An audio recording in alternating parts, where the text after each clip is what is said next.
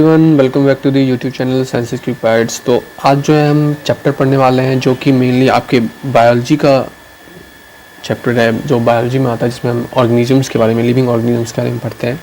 तो आज हम पढ़ने वाले हैं कि रेस्पिरेशन इन ऑर्गेनिजम्स, जो ऑर्गेनिजम्स होते हैं वो कैसे रेस्पायर करते हैं, कैसे सांस लेते हैं और कैसे ऑक्सीजन का यूज करके अपने फूड को जो है वो उनका ब्रेकडाउन करके जो है एनर्जी कंज्यूम करते हैं। तो इसी के बारे में जो है हम इस चैप्टर में पढ़ने वाले हैं। तो चलिए इस लर्निंग सेशन को स्टार्ट करते हैं एक बड़ी सी स्माइल के साथ।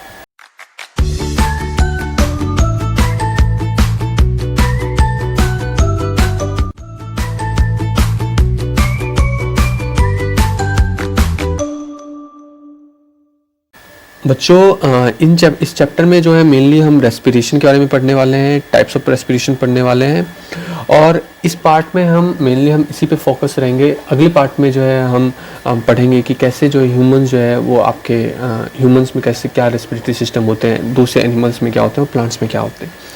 तो आपको पता है कि जैसे हर मशीन्स को जो है रन करने के लिए, उनको वर्क करते रहने के लिए उनको क्या चाहिए कि फ्यूल चाहिए होता है, ठीक है। और वो जो फ्यूल होता है उनको जो है उनका कंबशन होकर क्या करता है कि एनर्जी रिलीज होती है और उन्हीं का एनर्जी को यूज करके जो है मशीन्स वगैरह चलती हैं। तो आपने अभी जस्ट एक चैप्टर पढ़ा है कंबशन एंड फ्लेम। तो कंबशन में आपने पढ़ा था एक term slow combustion. Slow combustion में आपने पढ़ा था कि जो रेस्पिरेशन जो होता है वो स्लो कंबशन के अंदर आता है, जिसमें मेनली फ्लेम जो है या जो भी फायर वगैरह वो नहीं जनरेट होती। तो उसी तरीके से जो आपको पता है कि जो फूड जो होता है वो आपके लिए, आपकी बॉडी के लिए या किसी भी लिविंग ऑर्गेनिजम्स के लिए फ्यूल का काम करती है, ठीक है। वो हमारे लिए फ्यूल का काम फ्यूल जैसा काम करती है, वो हमारी बॉडी के लिए फ्यूल होती है। और फूड के ऑक्सीडेशन से ही हम क्या करते हैं कि अपना एनर्जी जो है हम पाते हैं।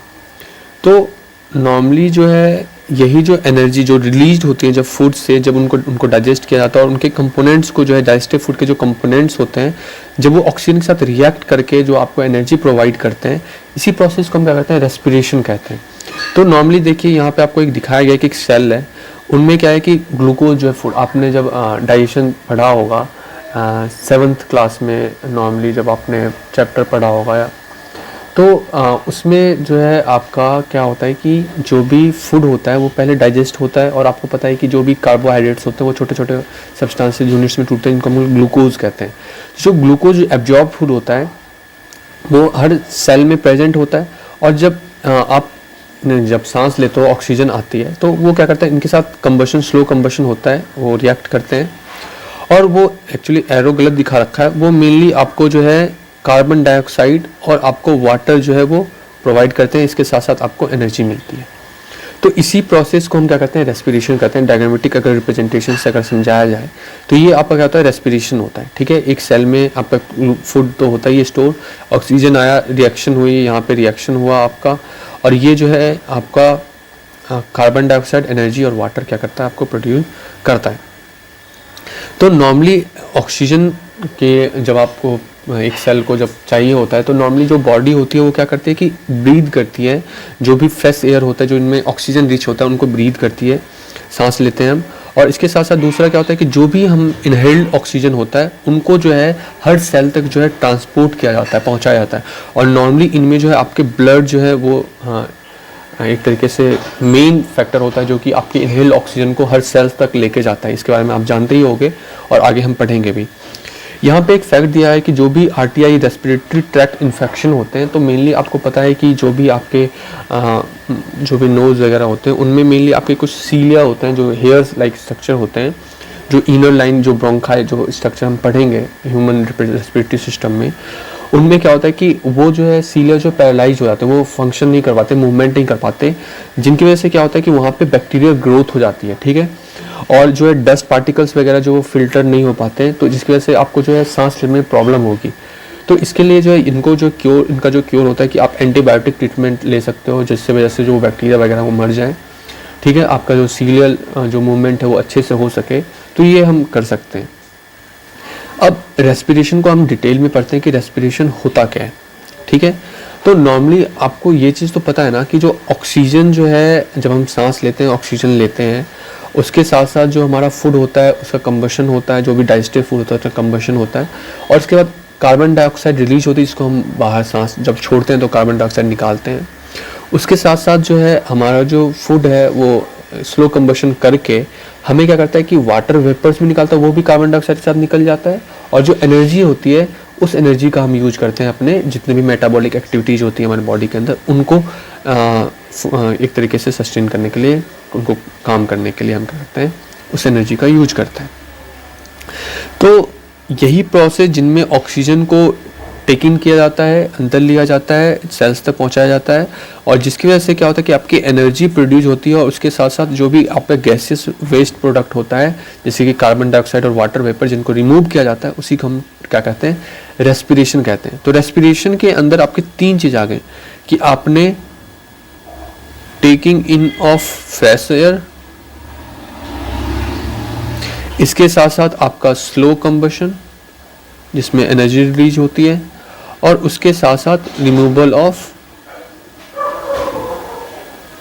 Gaseous waste. तो ये 3 चीज़ें जो हैं आपके रेस्पिरेशन बनाती हैं। तो ब्रीदिंग इन, उसके बाद एनर्जी का फॉर्मेशन, और उसके बाद ब्रीदिंग आउट, ये तीनों चीज़ें जो आपके रेस्पिरेशन बनाती हैं। तो नॉर्मली रेस्पिरेशन को जो है 2 पार्ट में बांटा जाता है, कहा जाता है 2 प्रोसेस इन्वॉल्व होती हैं। तो सबसे पहला जो होता है ब्रीदिंग और एक्सटर्नल रेस्पिरेशन। तो ब्रीदिंग और एक्सटर्नल रेस्पिरेशन का मतलब क्या होता है कि नॉर्मली जो आप एयर को इनहेल या एक्सहेल करते हो ना, वही आपका ब्रीदिंग कहलाता है। ठीक है, ब्रीदिंग जस्ट सिंपल है, हवा को अंदर लेना और छोड़ना, दैट इज ब्रीदिंग। और ब्रीदिंग के अंदर 2 चीज़ें आती हैं, इनहेलेशन और एक्सहेलेशन। ठीक है, तो ब्रीदिंग में आपके 2 चीज़ें आती हैं, इनहेलेशन और एक्सहेलेशन। इनहेलेशन का मतलब होता है taking in of air, taking in, और एक्सहेलेशन का मतलब होता है गिविंग आउट। तो जो भी आपका एयर होता है उसको आप बाहर निकालते हो, उसको हम लोग क्या कहते हैं, एक्सहेलेशन करते हैं। ये सारी चीज़ें आपने पढ़ी हुई हैं। ठीक है, तो नॉर्मली जब हम ब्रीथ करते हैं तो आपके देखो ऐसा नहीं है कि सिर्फ एक चीज़ आप ध्यान दे दो कि ऐसा नहीं है कि नॉर्मली आपके सिर्फ जो है ऑक्सीजन जो है आपके एयर जो है जब आप सांस लेते हो तो जाता है, ऐसा बिल्कुल नहीं है। आप फ्रेश एयर लेते हो, फ्रेश एयर कहने का मतलब क्या होता है कि उस एयर में जो है आपका ऑक्सीजन का जो कंटेंट है वो बहुत ज़्यादा होगा, वो लगभग आपके 21% आपके जैसे होता है ना, तो वो 21% के आसपास होगा। लेकिन जब आप एक्सहेल करोगे तो उसमें जो है कार्बन डाइऑक्साइड का कंटेंट जो है वो बढ़ जाएगा। तो नॉर्मली क्या होता है कि आपको पता है कि 21% होता है, तो 21% जो ऑक्सीजन जो है वो आप जब इनहेल करोगे और जब एक्सहेल करोगे तो वो लगभग आपके जो है घट के जो है 7 to 8% के आसपास जो है आप जो एक्सहेल्ड एयर में होता है उसमें जो आपका ऑक्सीजन जो है वो 7-10 आसपास इन्हीं में वो स्पीसीज टू स्पीसीज क्या होता है डिपेंड करता है। लेकिन जो कार्बन डाइऑक्साइड जब हम इनहेल करते हैं उसमें कार्बन डाइऑक्साइड की जो है मात्रा बहुत कम होती है, वो 0.03% होता है, और जब आप एक्सहेल करते हो ना तो उसमें लगभग 3 to 4% जो है आपका जो है कार्बन डाइऑक्साइड होता है। तो एक तरीके से कार्बन डाइऑक्साइड का जो अमाउंट है वो बढ़ जाता है एक्सहेल्ड में, इसीलिए हम नॉर्मली ऐसा कर देते हैं कि हम ऑक्सीजन लेते हैं, कार्बन डाइऑक्साइड छोड़ते हैं। तो इसका बिल्कुल मतलब ये नहीं है कि जो एक्सहेल्ड एयर होता है जिसको आपने छोड़ा है उसमें आपके ऑक्सीजन होगा ही नहीं, ऐसा बिल्कुल नहीं है। ये होगा कि 21% से वो घटकर आपके जो है वो बिल्कुल 6 to 8% या 10-15% के आसपास वो पहुंच जाते हैं। तो और दूसरा टाइप का जो रेस्पिरेशन प्रोसेस होता है वो होता है सेलुलर रेस्पिरेशन, जो मेनली आपके सेलुलर लेवल पे होता है, जहाँ पे आपके जो है सेल्स जो है इन्वॉल्व होते हैं। और इनमें क्या होता है कि जो भी ऑक्सीजन जो ब्लड के थ्रू जो लाया जाता है वो जो है फूड के साथ, फूड प्रोडक्ट के साथ जो नॉर्मली ग्लूकोज के साथ क्या करता है कि वो रिएक्ट करता है और आपको कार्बन डाइऑक्साइड और वाटर वेपर्स जो है वो बनाता है, उसके साथ एनर्जी रिलीज होती है। तो नॉर्मली ग्लूकोज का आपको फॉर्मूला पता है C6H12O6, इसके साथ ऑक्सीजन जब रिएक्ट करता है तो वो कार्बन डाइऑक्साइड प्रोड्यूस करता है। अब जो ये 6 है वो मेनली आपको मैंने पहले भी समझाया था कि ये मेनली जो है बैलेंसिंग करने का एक तरीका होता है कि अगर आपके यहाँ पे देखो 6 कार्बन प्रेजेंट है तो अगर आप 6 सिर्फ CO2 लिखोगे तो यहाँ पे सिर्फ 1 कार्बन होता है, तो इसी को बैलेंस करने के लिए आगे 6 लगाया जाता है। फिर ऑक्सीजन जो है आपका जो है इनकॉर्पोरेट होकर कार्बन डाइऑक्साइड, वाटर और एनर्जी बनाता है। तो यही जो है आपका सेलुलर रेस्पिरेशन कहलाता है, या एक तरीके से इंटरनल रेस्पिरेशन कहते हैं। तो नॉर्मली जो ये रेस्पिरेशन होता है वो 2 तरीके के होते हैं, एरोबिक और एनएरोबिक रेस्पिरेशन। एरोबिक रेस्पिरेशन का मतलब होता है कि आपके जो रेस्पिरेशन किया जा रहा है वो प्रेजेंस ऑफ ऑक्सीजन में, अमाउंट ऑफ ऑक्सीजन जो है वो अच्छा है, अच्छे अमाउंट में जो है ऑक्सीजन जो है प्रेजेंट है। तो ये जो है आपके मेनली जितने भी प्लांट्स और एनिमल्स होते हैं उनमें नॉर्मल जो रेस्पिरेशन होता है वो एरोबिक रेस्पिरेशन ही होता है। इनमें जो आपका जो फूड होता है वो कम्प्लीटली ऑक्सीडाइज्ड होता है, और जो ग्लूकोज होता है वो ऑक्सीजन के साथ आपको कार्बन डाइऑक्साइड, वाटर वेपर्स या नॉर्मली वाटर्स जो है उसके साथ साथ आपको एक कह सकते हैं कि लार्ज अमाउंट ऑफ एनर्जी जो है आपको प्रोड्यूस करता है। तो नॉर्मली आपको पता है कि जो भी इंसान या जो भी एनिमल्स होते हैं उनमें जो है आपका एरोबिक रेस्पिरेशन होता है, लेकिन सर्टेन टाइम्स जब आप मान लेते हो कि बहुत ज़्यादा फिजिकल वर्क करते हो, बहुत ज़्यादा हैवी फिजिकल वर्क करते हो, जैसे दौड़ते वगैरह हो, तो उनमें क्या होता है कि आपके ऑक्सीजन की कमी हो जाती है, ठीक है, मसल्स वगैरह में ऑक्सीजन की कमी हो जाती है, तो ऑक्सीजन की जो है सप्लाई जो लिमिटेड रह जाती है। तो हमारा जो मसल सेल्स होता है वो एनारोबिकली जो है रेस्पायर करने लगता है, जिसमें आपके जो कार्बन डाइऑक्साइड नॉर्मली जो है वो कंप्लीट ऑक्सीडेशन नहीं होके ग्लूकोज का, वो क्या करते हैं कि लैक्टिक एसिड प्रोड्यूस करने लगते हैं। अब जो लैक्टिक एसिड होते हैं उनकी वजह से क्या होता है कि आपके जो मस्कुलर जो है क्रैम्प्स हो जाते हैं, उनकी वजह से जो आपका जो मसल्स जो है क्रैम्प कर जाता है और बहुत ज़्यादा सीवियर पेन होता है, दर्द होता है, ठीक है। तो इसको ठीक करने के लिए नॉर्मली क्या किया जाता है कि जो ब्लड का सर्कुलेशन बढ़ाएंगे हम, तो ब्लड का सर्कुलेशन बढ़ाने के लिए क्या किया जाता है, या तो मसाज करते हैं या तो उनको नॉर्मली जो है गर्म पानी में हम रखते हैं पैरों को, जिससे क्या हो कि जो ब्लड का सर्कुलेशन उस एरिया में बढ़े। और जब ब्लड का सर्कुलेशन बढ़ेगा तो ऑब्वियसली ऑक्सीजन का जो है जो ऑक्सीजन जो है वहाँ पे बढ़ेगा, अमाउंट बढ़ेगा, जिसकी वजह से जो है जो लैक्टिक एसिड होगा वो फर्दर जो है आपका डिग्रेड हो जाएगा आपके कार्बन डाइऑक्साइड और वाटर में।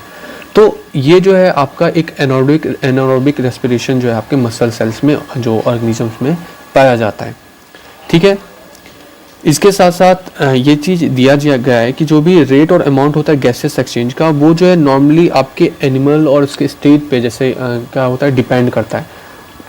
तो आपके चाहे वो बच्चे को देख लो या आपके जो भी यंग होते हैं या जो भी ओल्ड होते हैं, उनका ब्रीदिंग जो है रेट अलग होगा, या जो अलग अलग एनिमल्स के उनकी ब्रीदिंग रेट अलग होंगी, या स्टेट कहने का मतलब कि अगर कोई आराम से लेटा हुआ है उनकी ब्रीदिंग रेट अलग होती है, या कोई दौड़ रहा है तो उसकी ब्रीदिंग रेट अलग होगी। तो इंटरनल रेस्पिरेशन और सेलुलर रेस्पिरेशन जो होता है नॉर्मली, जिनमें आपके गैसेस जो है एक्सचेंज करते हैं आपके सेल्स के थ्रू, जिनमें वो ऑक्सीजन का यूज करके फूड का ब्रेकडाउन करता है और कार्बन डाइऑक्साइड और वाटर प्रोड्यूस करता है, उसको हम लोग इंटरनल रेस्पिरेशन या सेलुलर रेस्पिरेशन कहते हैं। ये जो है इनमें मेनली आपका केमिकल रिएक्शन इन्वॉल्व होता है, जिनमें वो मेनली बहुत सारे इंजाइम्स के द्वारा थ्रू किए जाते हैं। तो इंजाइम्स कुछ नहीं होते, वो सर्टेन आपके प्रोटीन्स ही होते हैं जो भी बॉडी के अंदर जो भी रिएक्शन होते हैं ना उनको करवाने में वो हेल्प करते हैं। तो जनरली जो एक्सटर्नल रेस्पिरेशन होता है उनको ब्रीदिंग से रेफर किया जाता है, और जो रेस्पिरेशन टर्म होता है उनको मेनली सेलुलर रेस्पिरेशन से हम क्या करते हैं रेफर करते हैं इन जनरल टर्म में। तो ऐसा कहा जाता है कि जब सीड जर्मिनेट करते हैं, ठीक है, तो वो क्या करते हैं कि रेस्पायर करते हैं, मेनली वो भी रेस्पायर करते हैं, हमको पता है कि प्लांट भी रेस्पायर करता है। तो जर्मिनेशन के वक्त उनको ज़्यादा एनर्जी चाहिए ताकि वो अपने रूट और शूट बना सके, तो वो क्या करते हैं कि ऑक्सीजन लेते हैं, तभी तो सीड जो फोटोसिंथेटिक होता नहीं है, तो वो क्या करता है कि ऑक्सीजन लेता है और कार्बन डाइऑक्साइड रिलीज करता है, और उसके साथ साथ कुछ हीट भी जनरेट करते हैं। और जो है उस एक्टिविटी को कि हीट जनरेट होता है, इसको हम एक एक्सपेरिमेंट के थ्रू देख सकते हैं। तो नॉर्मली ये एक्सपेरिमेंट तो हम घर में नहीं कर सकते, या जिनके पास थर्मामीटर घर में प्रेजेंट हो, तो अभी ऐसा पेंडेमिक कंडीशन में लगभग बहुत से लोगों ने क्या किया है कि थर्मामीटर को जो है खरीदा है। तो आप जो है ये एक्टिविटी जो है कर सकते हो। इनमें क्या किया जाता है कि नॉर्मली थर्मस फ्लास्क लेना है आपको, 2 थर्मामीटर लेने हैं, और उनमें क्या करना है कि कॉटन वूल लेना है, उसके साथ बीन सीड्स लेनी है, वाटर वीकर, ये सब करना है, ठीक है। उसके बाद क्या करना है कि आपको बीन सीड्स को क्या करना है, सोक करना है, रात भर के लिए सोक करना है, ताकि जो उसमें जो है वाटर इम्बाइब कर जाए और उनमें जो मॉइस्चर आ जाए ताकि वो अच्छे से जर्मिनेट कर सके। इसके बाद क्या करना है कि आपको जो है जब वो थोड़े से जर्मिनेट कर जाएंगे आपके, उनमें से हाफ को क्या करना है कि बॉयल कर देना है, ठीक है।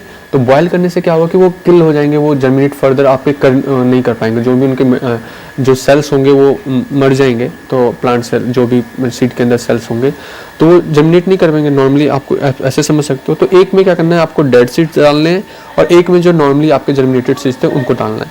आपको क्या करना है कि जो कॉटन वूल है उनको जो है आपके फ्लास्क के ऊपर रखना है ताकि वो बंद हो जाए अच्छे से, और उसको जो है अंदर थर्मामीटर डाल देना है। ठीक है, तो आप क्या देखोगे कि नॉर्मली जो जर्मिनेटिंग सीड्स होते हैं उनमें जो है आपका जो टेम्परेचर है वो बढ़ता है, जबकि जो जिनमें जो आपने उबाले हुए जो सीड्स डाले थे उनमें जो है आपके टेम्परेचर क्या होगा, रिलीज मतलब बढ़ेगा नहीं। क्यों? क्योंकि उनमें क्योंकि सेल्स तो आपके लिविंग सेल्स रहे नहीं, वो तो मर गए, तो रेस्पिरेशन करेंगे नहीं, और रेस्पिरेशन नहीं करेंगे तो हीट जनरेट नहीं होगी। तो इससे हम कंक्लूड क्या करते हैं, इससे हम कंक्लूड यही करते हैं कि हमारा जो जर्मिनेटिंग सीड होता है वो क्या करता है, रेस्पिरेशन के वक्त हीट जनरेट करता है। ठीक है, तो अगर जिनके भी घर में थर्मामीटर हो वो जो है ये इस एक्सपेरिमेंट को कर सकते हैं। ठीक है, इसके बाद आइए एनारोबिक रेस्पिरेशन क्या होता है।